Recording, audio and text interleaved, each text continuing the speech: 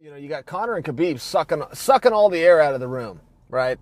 One bad thing you have when you have a star in MMA, never gets talked about, they suck everybody else down. It's just the way that it goes. But it's very hard for the co-main event. It's very hard for Ferguson and Pettis, world champions, I might add. Between them, what do they get? 3 world championships between them? I think Pettis brings 2 to the table, right? It's very hard for them to get their due. It's just a spot they're winning. But let's go ahead and take a look at this fight. First thing I think about this fight, I thought it was a big compliment to Anthony Pettis. And Anthony Pettis' career has been so interesting in the last 5 years. You know, all in the last 5 years, he's been world champion. Biggest rising star in the sport. The company was starting to get behind. He was on the cover of the Wheaties box. And also within the last 5 years, he's fought on prelims. He's fought where some people are going, hey, is this going to be his last fight? If Pettis doesn't turn some things around. So it's been a real up and down. He goes out there against Chiesa. Boy, was it ever a perfect performance. You know, Chiesa was putting it on him. Pettis stayed calm. He stayed cool. He found his way back up to his feet. He started striking. He started getting off on stuff. Started finding that submission game. So underrated. His submission game is so underrated.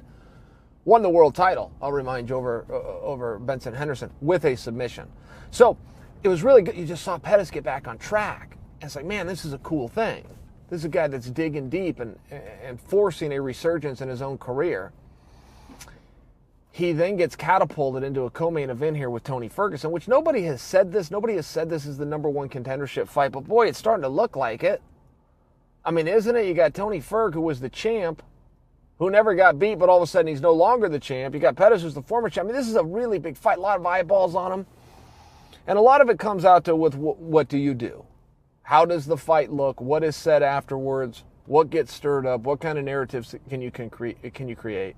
But I think it was a big compliment to Pettis, nonetheless, to get this fight with Tony Ferg, who's got the short end of the stick everywhere that you've turned around, right? Hurts his knees doing an interview, trips over a cord, tears up his knee. I want ACL, I believe.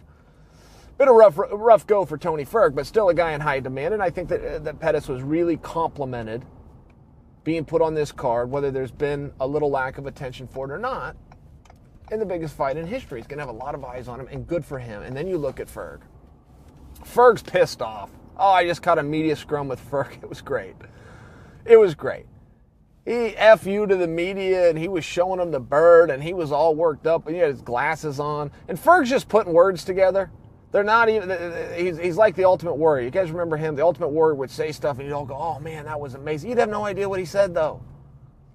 He'd be up there and he'd be putting on a show and he'd be stringing words one after the next until I guess it was a sentence was formed. You had no idea what he said or what any of it meant, but you went, wow, that was cool. That's what Ferg's doing. I just watched this press conference that Ferg did. Media scrum. They call it a media scrum. You guys know what this term is? It's actually quite an annoying term. But it's where the athlete will go up and there's just a whole bunch of media around. I don't know what scrum means. I don't even know if they use that word right. At any rate, I digress. He's cutting promos up there on a media scrum, Ultimate Warrior style, stringing words together that don't even make sense. And it's great. It's completely entertaining. You get the point. The point was he's pissed off. He's pissed off about everything I just said. He used to be the champion. Now he's not the champion. Conor's walking around Vegas. He's got 2 different belts on his shoulders. Conor has no belts. Ferg never left the sport, never lost a fight. He got no belt. I mean, he's pissed off about it. And I just think that it's compelling. I think that it's interesting. I think when you look at that fight on a regular night, on a night that isn't the biggest show in history and all these other things that we hear, that's a main event. That's a world champion versus another world champion. That's as much of a super fight as you can possibly get without them walking out there with the straps. I mean, it is one removed. It is a mega contest. And while people favor Ferg, and I think that's right. I think Ferg should be the favorite. But when you favor him, one thing, and even his last opponent, Kevin Lee, will tell you this, is he brings a pace. He brings a pace, and it's a problem. He's weaponized it. That's over 5 rounds. Anthony Pettis is not known for having conditioning issues. In fact, I would argue that it was his conditioning alone that got him past Michael Chiesa and other fights. But just recently, Michael Chiesa. But I got to remind you guys, this is only a 3-round fight. So for Tony Ferg to bring out that pace and weaponize it in 15 minutes against a guy that doesn't have conditioning issues, I just think now if you take that off the table, you're left with the punches and the kicks and the grappling. Everybody knows how good Ferg is at grappling. I don't think you guys have ever given Pettis his due. I don't think it has ever been discussed how good he is and the fact that he has won world championships with submissions. I think you got a really good fight on your hands. I don't want anybody to miss it. I don't want anybody to overlook it.